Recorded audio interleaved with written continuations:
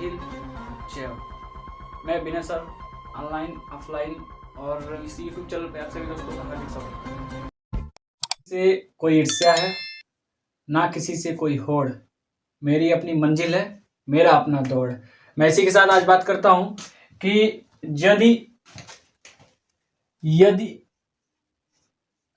P X and Q G X, P X and G X दो क्या है बहुपद हो और जी एक्स क्या हो does not equal to zero हो, तो हम कैसे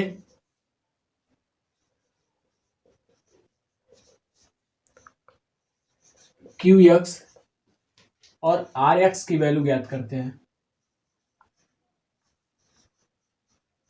मान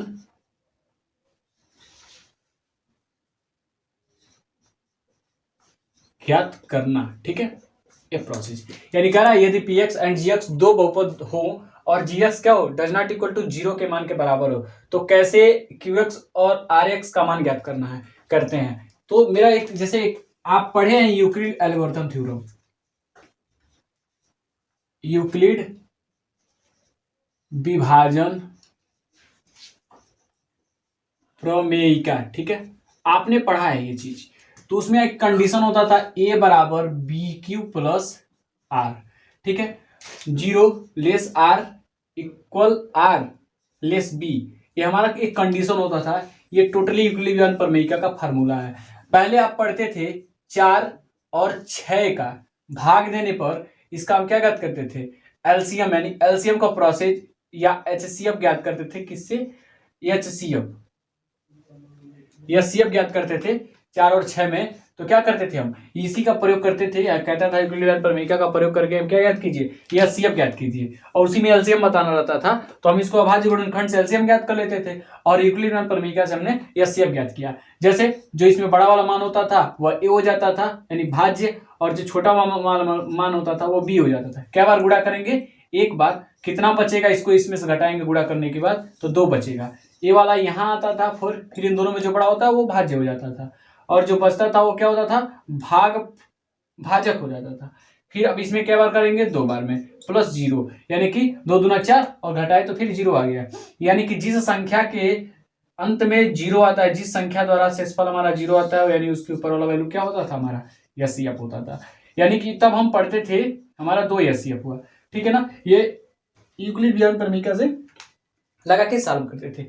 अब हम बात करेंगे कि जब हम बहुपद के टर्म में अगर दिया हो ऐसे दो फंक्शन, जैसे 4 और 6 दिया है, उसी तरह उसमें बहुपद के रूप में दिया हो और उसमें पूछे कि इसका क्यू एक्स और आर एक्स की वैल्यू ज्ञात कीजिए, यानी भागफल भी ज्ञात कीजिए और शेषफल, तो हम कैसे करेंगे, ठीक है, ये चीज आपको जानना है। तो मैं इसको इरेज करता हूं, फिर अगले टॉपिक पे मैं डिस्कस करता हूं, ठीक है।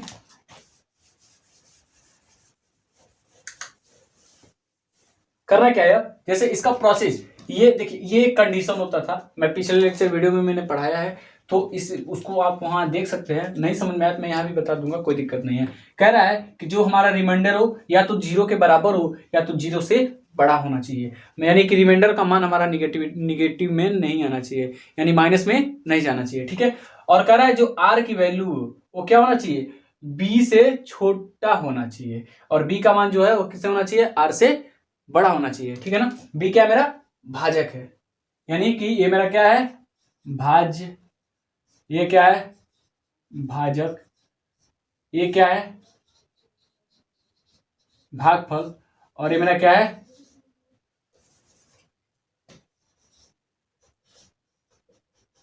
शेषफल। धोखा हो गया, चल रहा है, ठीक है। ये मेरा शेषफल, तो ये मेरा जब शेषफल होता था शेषफल, यानी कि ये मेरा प्रोसेस होता था।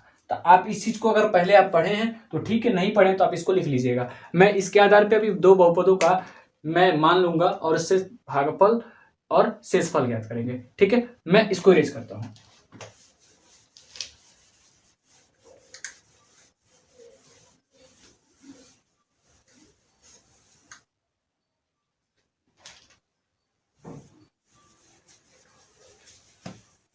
चलिए वैल्यू लेते हैं। देखिए हम पी एक्स का मतलब हो जाएगा पी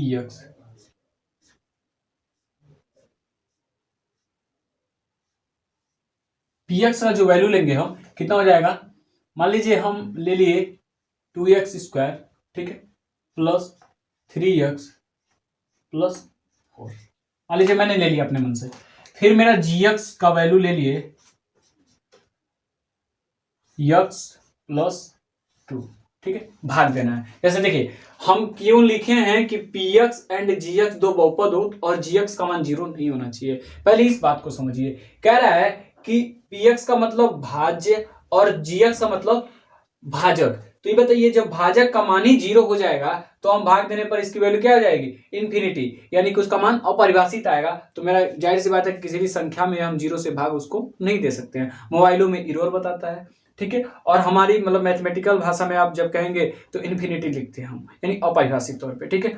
तो ये चीज मेरा मतलब इन्फिनिटी आ जाएगा, यानी कि अपरिभाषित, तो हमें वो नहीं लेना, इसलिए पहले बोल दिया कि जीएक्स का मान होना चाहिए 0 ना, यानी कि जब अगर शादी हो तो लड़किया का शादी लड़की से होगा तो लड़की होनी चाहिए, अनिवार्य है। बहुत बढ़िया। और हमें ये भाग देने के बाद हमें क्या ज्ञात करना है, फाइंड करना है वैल्यू, कौन कौन, क्यू एक्स और आर एक्स, ये हमें ज्ञात करना है, ठीक है। तो हम पहले इसको लगाएंगे। तो देखिए हमेशा पी एक्स भाजक है और भाज्य है और जी एक्स मेरा क्या है, भाजक है। तो हम बड़े वाले वैल्यू को अंदर लिखेंगे, यानी बड़ा रहेगा तो मान सम्मान ढेर होगा तो भीतर ही रहेगा, ठीक है। और जो छोटा है वो बाहरी रहता है, कहा जाता है बाहरी ते सेवा कर, हम अंदर में मेवा खैबे करेंगे, ठीक है। तो इसको इससे करना है।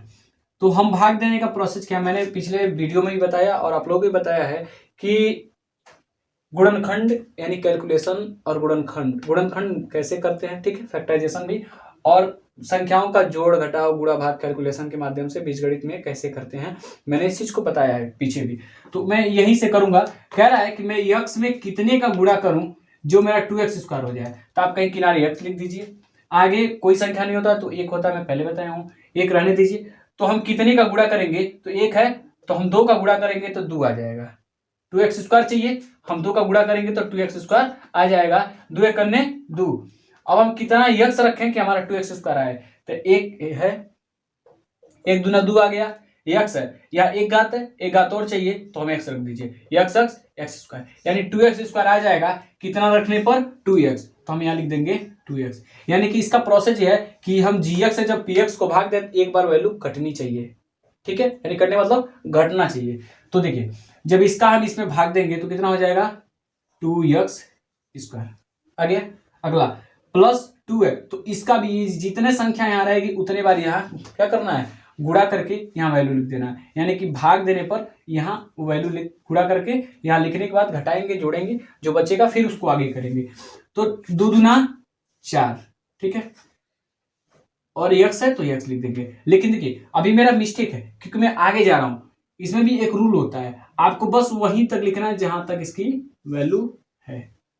अब देखिए जैसे आप वहां भाग देने पे करते थे क्या थे, मान लीजिए मैंने 3 लिखा, ठीक है, भाग देना है 10 को, तो 3 3 9, घटाते थे ना वैल्यू रख के, सेम यहां भी यही करना है, यानी इसके अंदर हम क्या करेंगे, माइनस से गुणा कर देंगे, यानी घटा रहे हैं, तो ये क्या हो जाएगा, ये भी माइनस हो जाएगा, ये भी, और यहां जब प्लस माइनस माइनस और प्लस माइनस माइनस हो जाएगा, ठीक है। तो मैं बस समझाने के लिए लिखा हूं, जब ये प्लस है और ये माइनस है तो क्या हो जाएगा, ये कट जाएगा, काटा नहीं जाता, बस मैं समझाने के लिए काट रहा हूं, ठीक है। अब देखिए माइनस बचा है और ये प्लस है, तो माइनस से तो प्लस की वैल्यू नहीं जाएगी, तो क्या होता है कि आपने 4 रुपया लिया कर्जा और 3 रुपया आपने दे दिया, तो बचेगा कितना, 1 रुपया, तो भी क्या, कर्जा में, कर्जा मतलब माइनस में, ठीक है।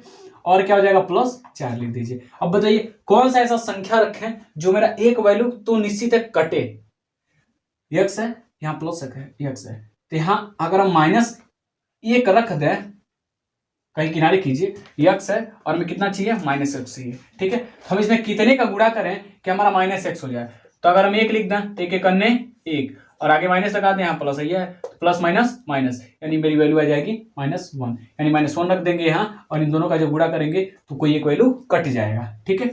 अब आइए प्लस माइनस माइनस, अब देखिए ये एक अन्य एक यक्स प्लस है, प्लस माइनस माइनस, दो एक अन्य दो।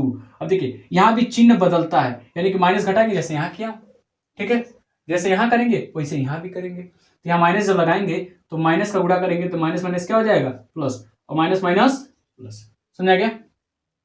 तो ये हटा देंगे, अब ये वैल्यू मेरा कट जाएगा पूरा, बचेगा कितना +4 है, और फिर ये माइनस से प्लस हो गया क्योंकि घटा रहे हैं तो प्लस हो जाएगा।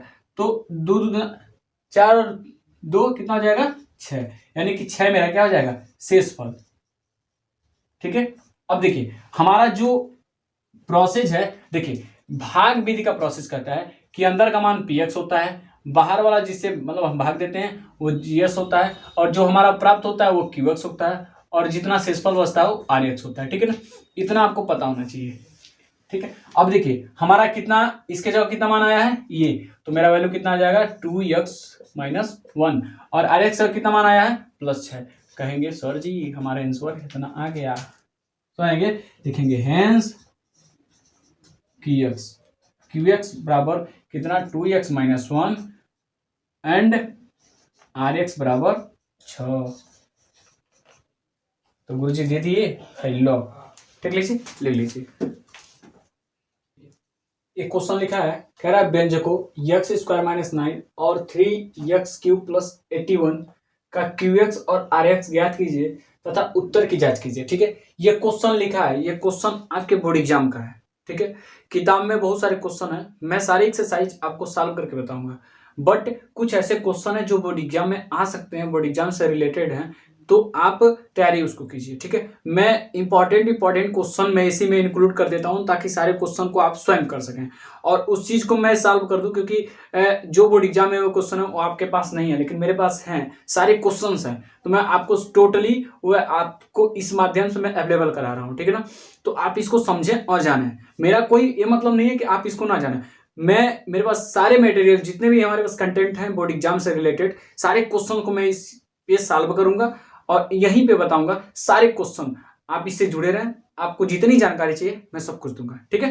करना क्या है, आप यहां देखिए पहले px कौन है। क्वेश्चन जब लिखे तो पहले px देखा जाता है। px का मतलब होता है कि इसमें जिसमें अधिकतम घात हो और जो वैल्यू क्या हो हमें ज्यादा बड़ा लगे, यानी कि अधिकतम घात वाला वैल्यू हमें क्या करना है ले लेना है। तो 3x³ क्या हो जाएगा, हमारा अधिकतम घात है वो हमारा क्या हो जाएगा px हो जाएगा, और जो बचेगा वो हमारा क्या हो जाएगा gx, ठीक है ना।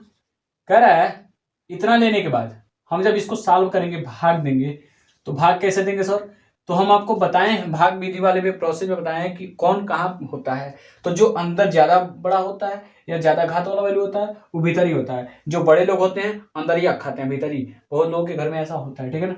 और जो छोटे लोग होते हैं, छोटे लोग कोई नहीं होता है बट लोग समझते हैं, तो वो लोग क्या करते हैं बाहर खाते हैं, बाहर रहते हैं, यानी कि भाई परिवार के जो लोग हैं वो अंदर आ जाते हैं, परिवार के लोग इंपॉर्टेंट होते हैं तो परिवार अंदर रहता है, बाहरी लोग जो आते हैं बाहर खाते हैं। तो ये भी सिस्टम होता है, ऐसे समाज में बहुत सारी जगह कार्यक्रम होते हैं तो आप देखते भी होंगे। तो वही कंडीशन आप यहाँ लिख दीजिए, ठीक है। उसके बाद x² - 9 यहाँ लिख दीजिए। अब आपको देखना क्या है कि कौन x² में कितने का हम गुणा करें ताकि हमारा वो वैल्यू 3x² के बराबर हो जाए। 3x³ के बराबर जब करेंगे तो पहले आप तो 3x³ लिख दीजिए कहीं किनारे, ठीक है, और यहाँ x² लिख दीजिए, यानी x² यहाँ हम कितने अंक का गुणा करेंगे तो आप कह सकते हैं कि सर जी यहाँ 1 है, अगर हम 3 का गुणा करेंगे तो 3 कन्ने 3 हो जाएगा, और एक x अपने पास से ले लीजिए, तो क्या x² का जब x में गुणा होगा तो x³ बन जाएगा, ठीक है। यानी इन दोनों का जब हम आपस में क्या किए गुणा किए हैं तो हमारा ऊपर वाली वैल्यू आ गया है, समझा गया ना। तो इन दोनों का जब लेंगे तो आप ए वाला वैल्यू तो पहले से यहां से और ए वाला वैल्यू नहीं है तो आप यही यहाँ के ले लेंगे, ठीक है। अब इसका यहाँ गुणा करने पर हमें कितना मिल रहा है 3x³ मिल रहा है, ठीक है। तो यहाँ एक और वैल्यू है, इसका भी यही गुणा होगा, तो माइनस है प्लस माइनस माइनस, देखिए इसका जब यहाँ गुणा करेंगे तो 9 3 का 27 हो जाएगा, 27x होगा, -27x होगा, तो बताइए यहाँ कहीं और x की वैल्यू है नहीं, केवल x की वाली वैल्यू है। तो जब कहीं नहीं रहता तो उसको क्या करते हैं हम थोड़ा सा बाहर लिखते हैं, थोड़ा सा किनारे लिख देते हैं, बाहर नहीं, ठीक है। ये अब चिन्ह का गुणा करेंगे, क्योंकि आप जानते हैं भाग का जब प्रोसेस होता है तो जितना का वैल्यू गुणा करने पर यानी कि भाजक और भागफल यानी कि जितने का हम भाग जितने अंक से हम उसको भाग दिए हैं उस वाली वैल्यू को हम क्या करते हैं गुणा करने वाले लिखते हैं। फिर हम क्या करते हैं आप ये वैल्यू जब वैल्यू कैलकुलेट करते हैं तो फिर नीचे लगाते हैं माइनस। ठीक है, तो माइनस का भी प्रोसेस आपको यहाँ लगाना है। तो जब यहाँ माइनस लगाएंगे तो पूरे वैल्यू में माइनस लगेंगे। तो यहाँ माइनस जब लगा के हम करेंगे तो यहाँ माइनस मान लीजिए मैं सपोज करता हूँ माइनस है तो प्लस या माइनस प्लस माइनस माइनस हो जाता है और फिर माइनस और माइनस क्या होता है प्लस हो जाता है। ये चीज याद होना चाहिए कि जैसे आप यहाँ क्या करते हैं माइनस लाग करते हैं, मैंने बताया है। ठीक है, कई बार बता चुका। तो ये कट जाएगा, जो ये कितना हो जाएगा प्लस 3x आपका लिखा जाएगा और क्या हो जाएगा आपका नहीं 3x नहीं होगा ना 3 का 27 हो जाएगा। ठीक है, 27x हो जाएगा। तो 27x हो गया ना 3 का 27 वाली वैल्यू। अभी जो वैल्यू आएगा वो कितना हो जाएगा 27x। ऐसे ही इसको फिर अच्छे से बता।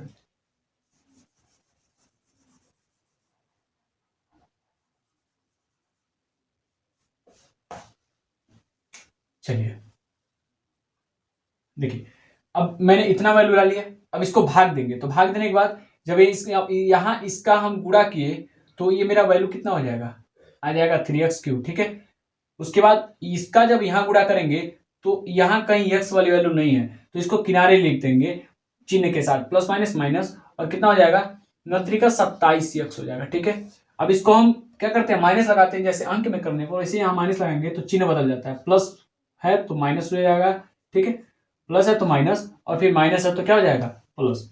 तो ये कट जाएगा, ऊपर प्लस नीचे माइनस कट गया क्योंकि मैं कैलकुलेशन का पीछे भी वीडियो में बता चुका हूँ और पीछे में सॉल्व भी करा चुका हूँ। और ये जो है वो क्या हो जाएगा प्लस 27x यहाँ हो जाएगा और ये बाकी वाली वैल्यू किधर आ जाएगा प्लस 81 यहाँ आ जाएगा। ठीक है, अब करेंगे क्या हम कितने वैल्यू रखे हैं कि हमारा 27x प्लस 81 आए x स्क्वायर से भाग देने पर। देखिए ये वैल्यू बड़ा है, इसका घात ज्यादा बड़ा है, इसका घात छोटा है, बस इनने कहानी खत्म, ये हमारा शेषफल आ गया। ठीक है, ज्यादा कहीं दूर जरा जाने की जरूरत नहीं है। हैंस अतः मेरा px कितना है 3x स्क्वायर है प्लस 81 और हमारा जो gx है कितना है x स्क्वायर माइनस 9 और उसके बाद हमारा जो qx आया है सर कितना आया है 3x और जो मेरा rx आया है यहाँ ये लिख देते हैं, जो मेरा rx आया है कितना आया है 27x प्लस 81। ठीक है, ये मेरा आंसर तो हो गया। उसके बाद चेक करेंगे कि मेरा चेक द आंसर में क्या वैल्यू सही आई है या नहीं आई है। ठीक है, तो हम इसको चेक द आंसर करते हैं किससे यूक्लिड प्रमेयिका से। तो चेक द आंसर,